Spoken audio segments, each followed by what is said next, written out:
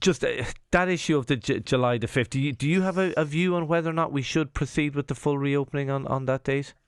Good morning, Shane. Morning. I think it's looking less and less likely that the 5th of July will be a date at which indoor dining will be activated.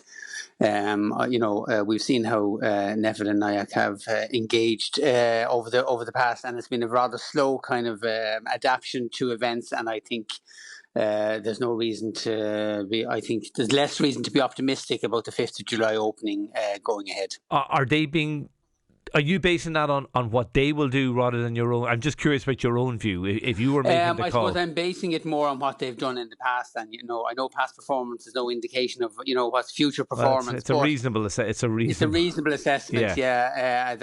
Do you think it would be too cautious not to reopen, or would you be worried about this new variant and what we're seeing, for example, in Israel and what we're seeing in the UK, or is that over egging the pudding? Because this particular strain or variant, the Delta one, is so infectious indoors. I think the ventilation and the air movement and all that kind of stuff indoors.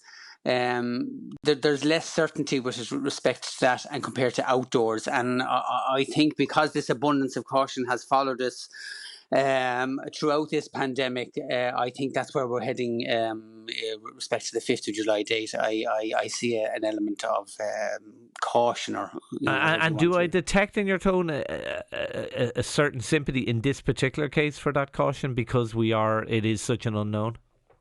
Yes, you do. Absolutely. I have long been an advocate of, a vaccine bonus for those individuals that are fully vaccinated. So, for those that are vaccinated, it's very different from those that are unvaccinated. And we have largely asked the vaccinated to live as if they have been unvaccinated. So if there was a way to have indoor dining for vaccinated only, well, then that was something I see. But, then you're talking about, having restaurant owners and pub owners police that. Yeah.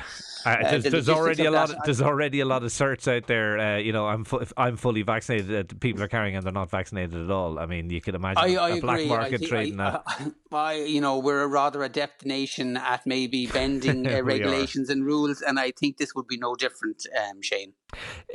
The argument in favour of postponing is that if you postpone, say, for 3 weeks, and sorry, I'm very conscious that restaurateurs are probably screaming at the radio here, and we definitely do sympathise with where they're coming from. Really difficult for them. The argument, though, in favour is you'd have another 1 million doses in people, 500,000 first doses, 500,000 second doses. You will, but more particularly, you'll have that group between 60 and 69, which have only got one AstraZeneca shot. Now, my thoughts on that are that they should just, maybe give them some of those shots that are due for the 35 to 39-year-olds to the 60 to 69-year-olds. When I say shots, I mean the Pfizer shots, and give them that heterologous challenge and have them protected because, that's a very large group of individuals that are still quite vulnerable to Delta variant because we know that you need 2 shots of the AstraZeneca vaccine in order of any of the 2-shot vaccines to be fully protected. So, triages with respect to those that are most vulnerable, and that's that 60 to 69-year-old group at this stage. They're definitely out in the limb at this stage. They need to be vaccinated immediately. And if that means, I know, if you give it to one, you've got to take it away from another because we're in a limited supply situation. But I think, that has to be the focus. Give it to the 60 to 69-year-olds. Then you're talking about, the other groups, which are the most socially active are the under 40s, really. Yeah. Although everybody is. Well, I'm thinking of people in their 20s who, let's face it, will be the most socially active over the coming weeks. I mean, those unused AstraZeneca vaccines, Tony Honan writing to NIAC asking them, could they be administered to the 20s age group? Could they, in your view?